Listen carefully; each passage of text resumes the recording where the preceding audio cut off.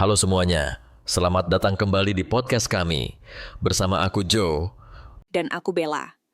Di episode kali ini kita akan membahas dua program penting yang baru-baru ini disampaikan oleh Seskap Teddy Indrawijaya, yaitu Sekolah Rakyat dan Bantuan Langsung Tunai.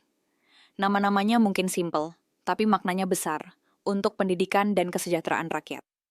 Yuk kita mulai. Mulai dari sekolah rakyat dulu.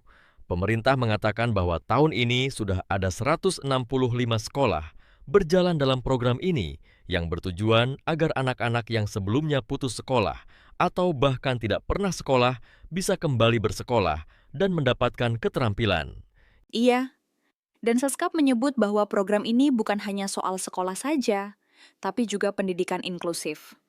Akses yang merata, fasilitas yang layak, dan dukungan untuk anak-anak dari keluarga kurang mampu. Sedangkan untuk BLT, pemerintah menyiapkan tambahan bantuan untuk masyarakat desil 1-4 per 35 juta keluarga penerima manfaat dengan bantuan sekitar 300.000 per bulan selama 3 bulan sebagai bagian dari efisiensi anggaran yang digunakan untuk kesejahteraan rakyat. Saya pikir manfaatnya cukup jelas. Sekolah rakyat bisa membantu pemutusan rantai kemiskinan melalui pendidikan.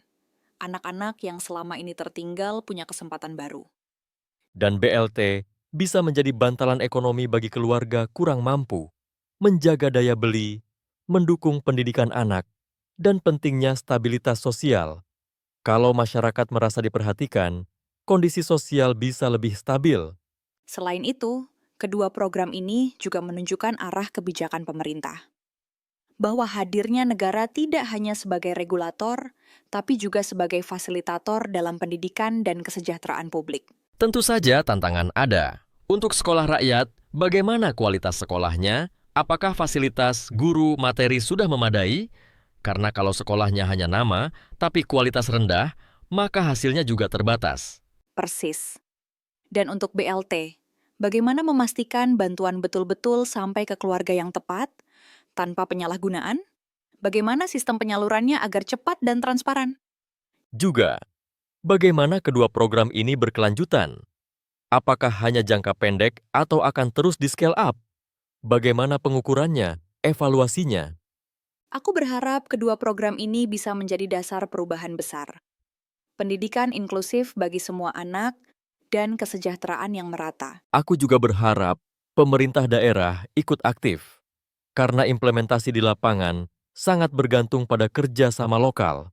Semoga sekolah rakyat dan BLT ini tidak hanya di kota besar, tapi juga di pelosok. Kami ingin dengar dari kalian. Kalau kamu punya pengalaman atau pendapat tentang sekolah rakyat atau BLT, apakah di daerahmu sudah terasa?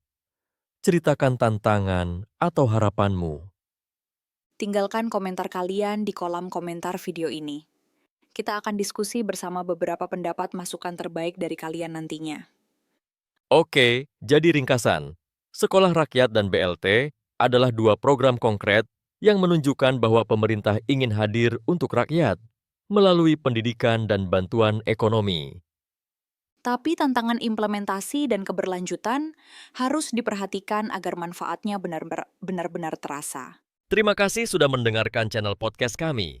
Jangan lupa like, share, dan subscribe supaya kamu tidak ketinggalan episode-episode podcast kami selanjutnya. Sampai jumpa dan tetap semangat. See you again.